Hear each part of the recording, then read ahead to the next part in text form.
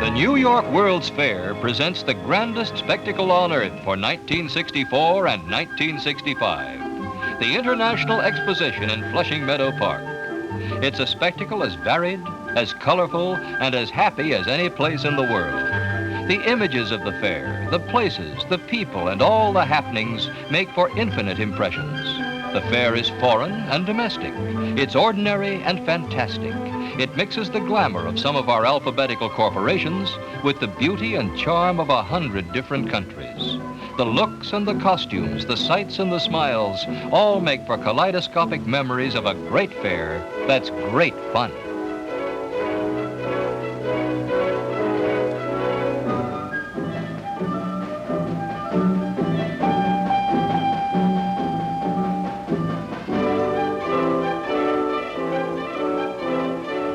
Each day, thousands of people pour through the gates to see this fair, to judge its attractions, and, most importantly, to enjoy a day together. One can be alone here, but never lonely, for part of the fair's appeal lies in seeing so many other people happy.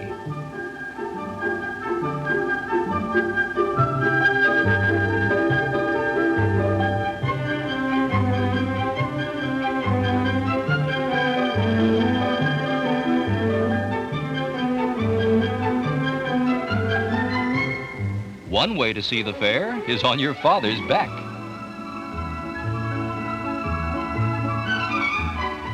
This, of course, can lead you to some wonderful sights.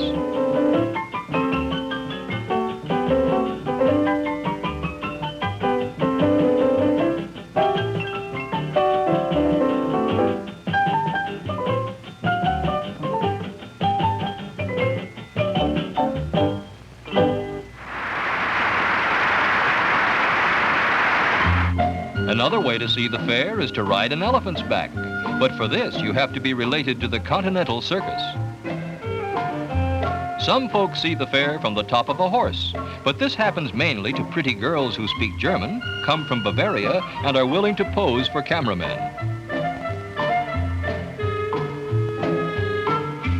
You can also do the fair on wheels, not big wheels, little ones.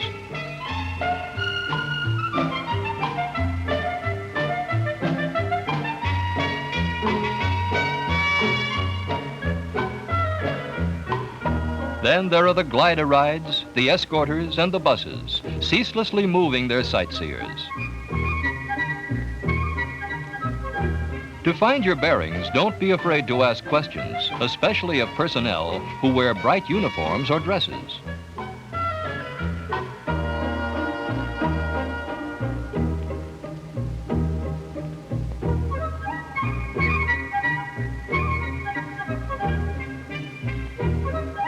The fair police can help you too, and they're always present if you need them. The most popular way of seeing the fair is to walk, preferably in low heels and comfortable shoes.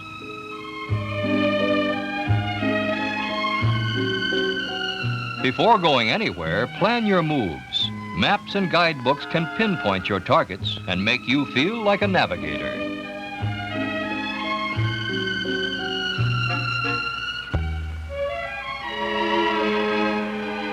Now, you may have heard about the lines that start in little trickles, build up into rivers, and get dammed behind some barricades. Well, around the bigger pavilions, they do exist. But don't let the masses of people fool you. They move much faster than you think. After all, the designers of the mightiest exhibits at the fair anticipated company. They built not only with imagination, but with foresight, and they can accommodate visitors by the tens of thousands every single day.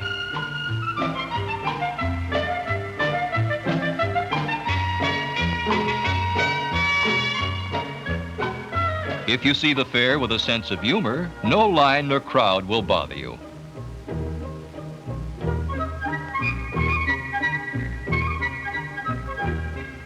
After all, there's so much at the fair worth visiting. One can hardly complain about waiting to see some of the finest treasures created by man. You will soon discover that the fair has many places for quiet and for thought.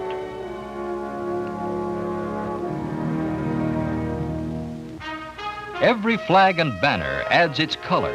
Some of the brightest fly over a little ship in the lake amusement area, a replica of the flagship of Christopher Columbus. The Santa Maria lies moored by the shore of Meadow Lake, and neither Ferdinand nor Isabella ever saw it as well as you can. The lake amusement area ripples with rides and fun and shows. And pretty girls.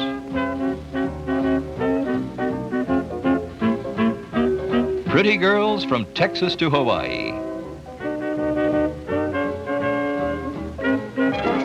Take the flume ride if you wish. Here you can rush over green flowing water like a carefree lumberjack.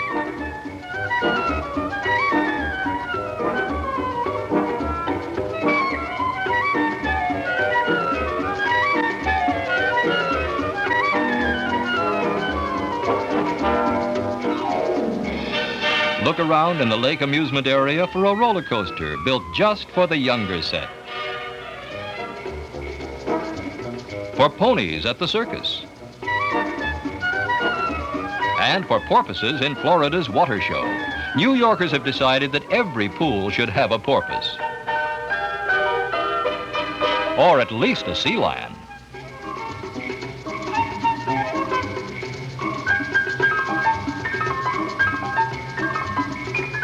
Happily, the fair has catered to fountain lovers.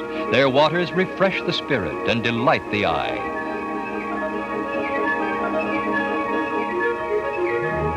Someday, all this will be a great city park, and many future citizens will find this heaven on a summer's day.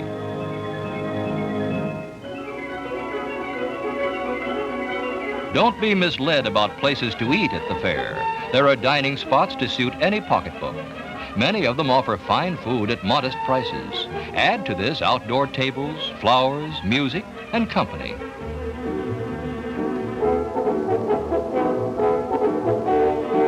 The clothing and cuisines of far-off places generate a magic of their own.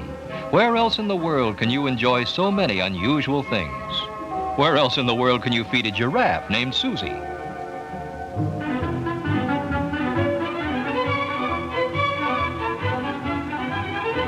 Susie lives at the African Treehouse restaurant.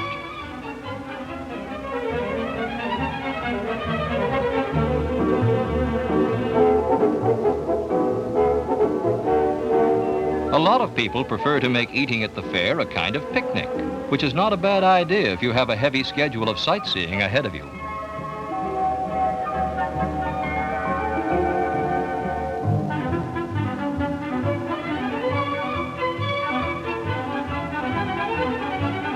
"60% of the visitors carry cameras to the fair, and they've got a billion-dollar backdrop against which to pose their subjects.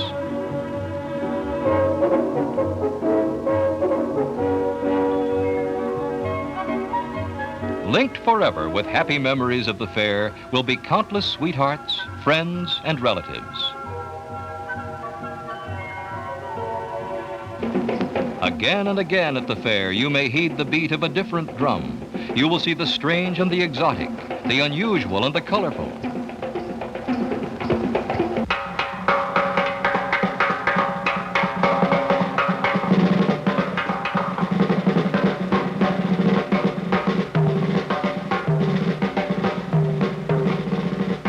Speaking of the unusual at the fair, take in the daring eagles of Mexico. They do an act from a high pole that's worth traveling 1,000 miles to see.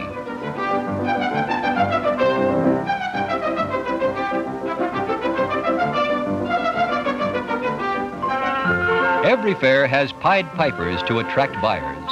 A lot of young fairgoers seem to want their wares, especially hats, hats with waving plumes.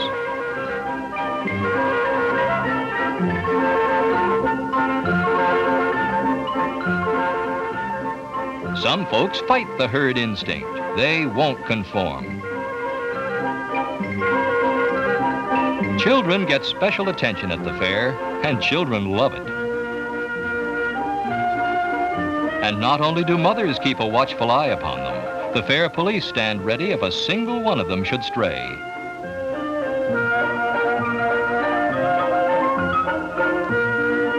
For older children, Snow White and the Seven Dwarfs bring the magic of storybooks alive.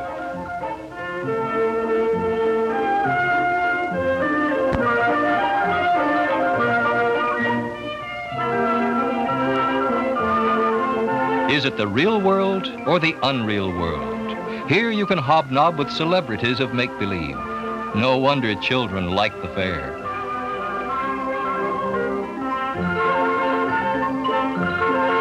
Western roping from Montana.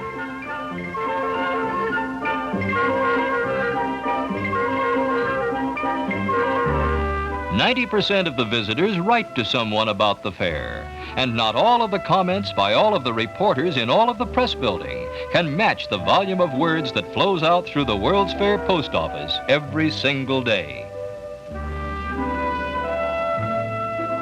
One of the troubles with democracies, de Tocqueville wrote long ago, is that its people have no time to meditate. Well, the fair has fielded this one too, with benches and lawns and quiet vistas.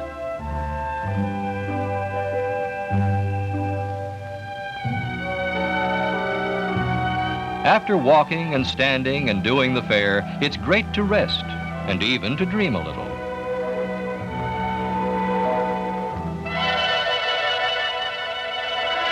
Day and night, the fair remains a spectacle. When darkness falls, the park is unbelievably beautiful. Even the lions are romantic, and the lights and reflections lend enchantment to everything you see. When all around you is new and fresh and different, you take a new lease on life itself.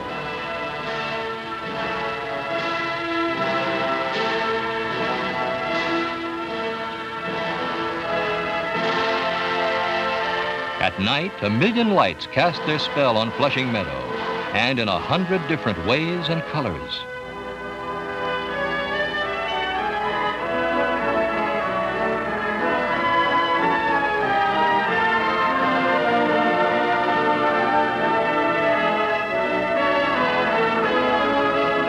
At night, the light of day moves around the Unisphere. It's a great fair and great fun. If you come to see it once, you'll hurry back to see it again and again, for it's a marvelous man-made garden of wonders and surprises. And before it closes forever in 1965, it will create, for 80 million visitors, myriad wonderful memories.